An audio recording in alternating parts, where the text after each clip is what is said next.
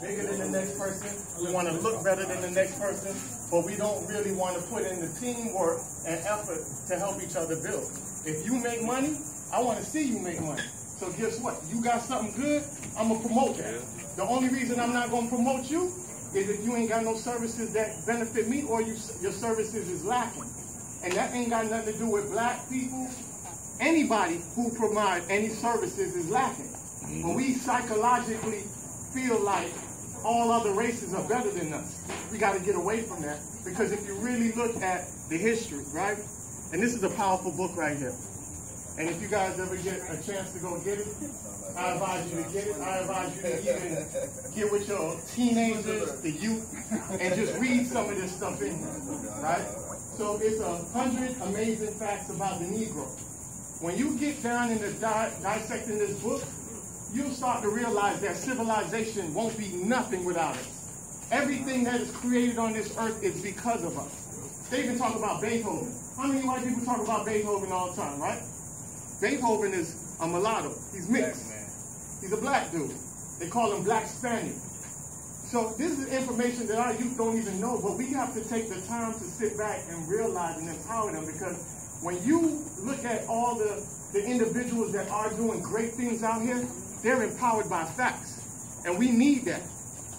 These individuals that you see, Aaron's straight from the hood. Aaron ain't no different from nobody else. Everybody could be doing what Aaron do, but Aaron decided to say, you know what?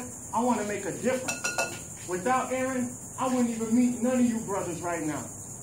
That's how powerful it is. We are all six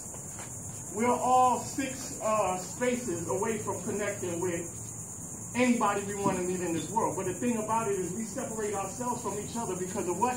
We're conditioned to not tolerate each other. No, you pull a gun faster on a black person than you do a George Zimmerman, the white dude who just killed the brother up there in Tampa, police officers, all that. You feel me? But we'll sit here and go to war. I done met one of my homeboys the other day, and this is disturbing to me, right? He said, man, Aunt, man, you know, I just be out here trying to educate the youth, man, just like how you do, you know what I'm saying, and the people you roll with. And he said, man, there's some kids that just rolled up on me, man. You know, I know the dudes. They just rolled up on me and just popped the trunk. And he was like, yeah, man, you know, when they were talking to me, they were like, yo, man, check this out. He said when they popped the trunk, them boys had about 12 guns in there.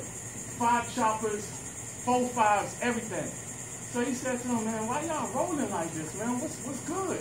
Man, this is how people roll out here. This is how our kids roll out here. Why? Because they don't value themselves, because what happens is we don't put no value in them. You see what I'm saying? If you sit back and understand how much you're worth, man, you look at life a whole different. I've been partying with dudes that pop bottles 1,200, 2,000, 5,000. I even have some homeboys that pop 50,000 every night down South Beach. Them boys are getting scam money. Scam money. If everybody know, y'all see the scammers dried up. Scam money ain't running out here like that. But guess who survived after the scam money? The brothers that started to think like, yo, this ain't gonna last forever. Them boys start putting their money inside their investments. You feel me? Let the money work for them. But that kind of thinking comes with knowledge when people telling you, okay, you doing something bad, but man, look, this shit ain't right. Do something that you need to do in order to empower your people, or even provide jobs for your people.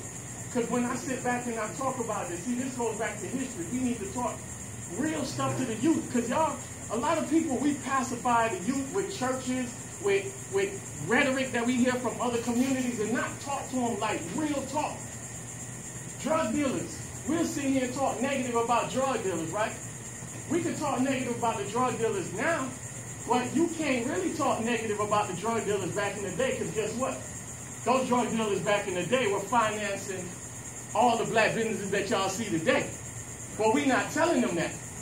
That's why you have a lot of these kids out here that's doing drugs, and they over here spending their money in strip clubs and all that. Because if you had taught these children gonna do what they want to do. But educate them, talk to them. Maybe you could get them out the game. Maybe you could just influence them to change the game. But at the end of the day, you take them from a negative aspect to a positive aspect with knowledge, man. Let them know, man. Remember back in the days, black businesses couldn't go to the bank. Racially, they couldn't go to the bank. Even if they had money, they couldn't go to the bank. To this day, it still happens. Right now, y'all, a lot of y'all probably don't even know. The mayor of Miami Gardens, Gilbert, he slapped a lawsuit on, I think it was Wells Fargo, out there in Miami Gardens. Why? Because they were denying loans to black people, charging high interest to black people. He got a class action lawsuit right now going on about that. So to this day, it's still happening. So everybody you see right here, this is all we got. And then you get more people to start coming and start building and start networking, and man, we could change things. But it starts at a grassroots level. Every black liberation that ever went through history started off grassroots. We have to build our own money, put our own money in, and support our people, man. We got to stop trying to look at each other as negative individuals. There's everybody here. I don't care what walk of life you've been through. I don't care what you've been through. There is something that the Creator made in you that's very positive that you can sit back and make generational wealth. And that's another thing we need to start talking about. We can work and work and work and sit here and leave everybody with debt. Don't leave with money. What looks like money now ain't really money, because even some people that's getting money, then guess what? You start seeing everything move to what? Credit, right? They talking about building your credit. You got to have good credit to get certain things. Jay-Z even said it. You know what I'm saying? How they did it, how the Jews did it, through credit. You feel me? So even when it looked like you got money, it ain't really money. You got to sit back and tackle it from all angles, man. We got to sit back and really dig deep into it, dig deep in our soul and change. Because nobody here, I don't care what age you are, nobody here is old enough where they can't make change. It don't matter how late you start, just change, man. The last thing you want to do on this earth is leave in a negative aspect, or leave where you're not promoting or providing information to change people in a positive way. We sit here, this generation, as I talk to people, our whole generation, right? We go out here and party. We could live in any white neighborhoods, right? Y'all agree, right? We could go out here and party anywhere we want, live in any neighborhood we want, travel where we want, right? But who paved that way?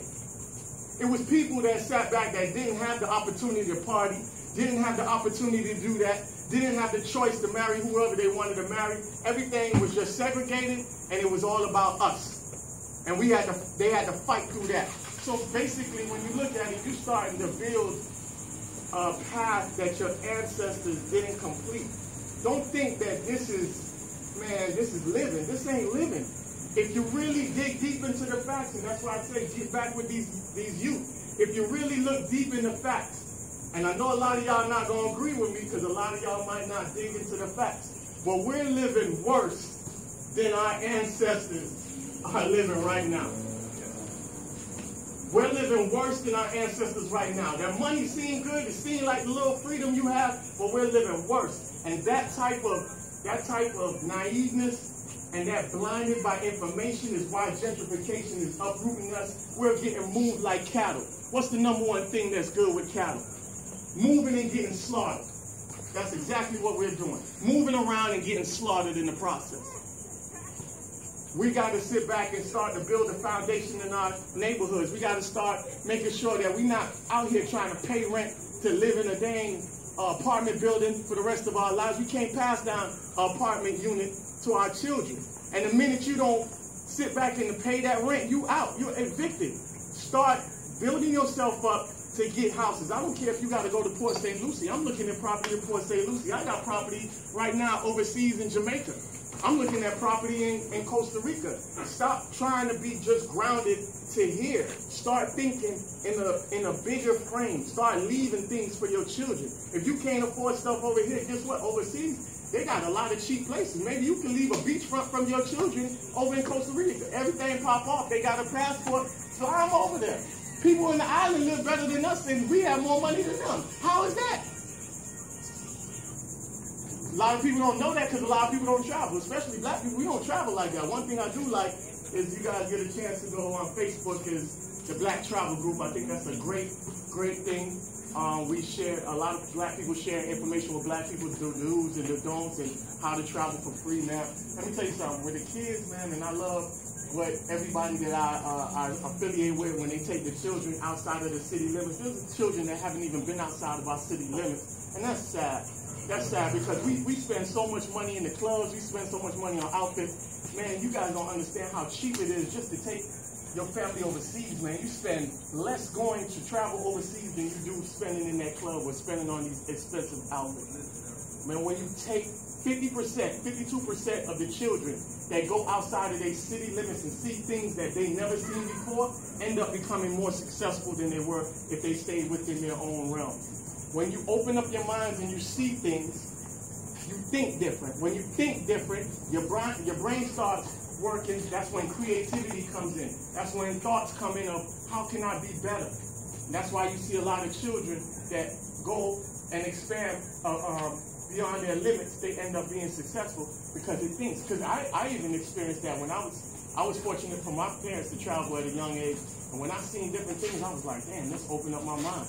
Even when you travel, I've lived everywhere upside the East Coast, from New York all the way down to Miami. And let me tell you something, even with the women, I'm gonna be real, fellas, even with the women, you see a difference. You know what I'm saying? You get frustrated down here.